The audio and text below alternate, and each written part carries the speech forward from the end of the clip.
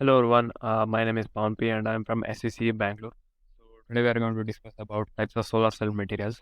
So firstly we have crystalline silicon. So crystalline silicon is the most commonly used material in solar cells. So it has a high efficiency rate and is relatively easy to manufacture. So the process involves growing a single crystal of silicon and then cutting it into thin wafers. So later these thin wafers are then doped with impurities to create a PN junction, which allows for the conversion of sunlight into electricity. So it has one disadvantage. So that is it is brittle and can crack easily.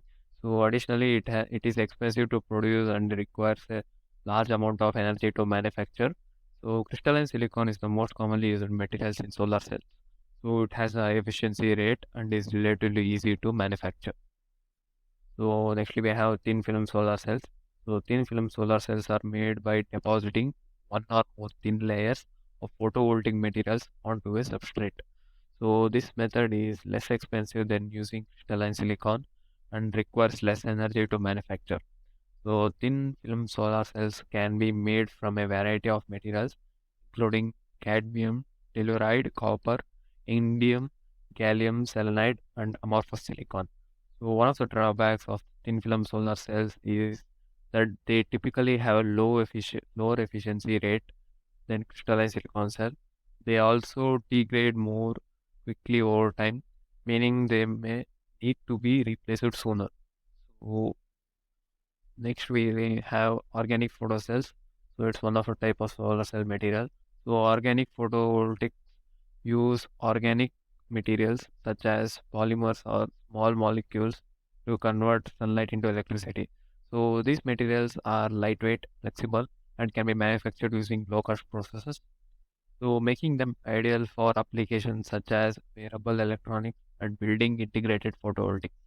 So one of the limitations of organic photovoltaics is their relatively low efficiency rates, which are currently lower than those crystalline silicons and thin film solar cells. So, however, research is going on to improve the efficiency of these materials. So, it can be improved. So, then later we have dye-synthesized solar cells.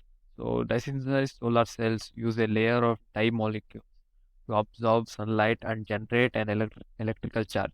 So, these cells are relatively inexpensive to manufacture and can be made into flexible, lightweight panels. So they are so also efficient at converting sunlight into electricity. So especially in low light conditions.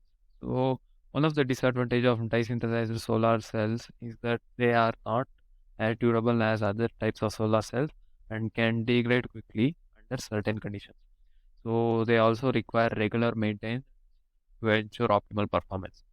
So this is dye-synthesized solar cells. So nextly we have perovskite solar cells. So perovskite solar cells use a type of mineral called perovskite as the photovoltaic material. So these cells have shown very high efficiency rate in recent years. So rival of those crystalline silicons. So they are also relatively inexpensive to manufacture and can be made into flexible lightweight panels. So, however, perovskite solar cells are still in the earlier stage of development and face several challenges, so including stability issues and toxicity concerns related to some of the materials used in their manufacture. And this is the last type of solar cell material. So it's a multi-junction solar cell. So multi-junction solar cell use multiple layers of photovoltaic material to capture different wavelength of sunlight. So this allows for higher efficiency rate than single junction cells, especially in concentrated sunlight. Multi-junction cells are often used in space applications where the high cost of manufacture is offset by their high efficiency rates. One disadvantage of multi-junction solar cell is that they are expensive to manufacture and require a complex manufacturing process. They are also effective in low light conditions than some other type of solar cells. So these are the types of solar cells we discussed about. So that's it for today. Thank you.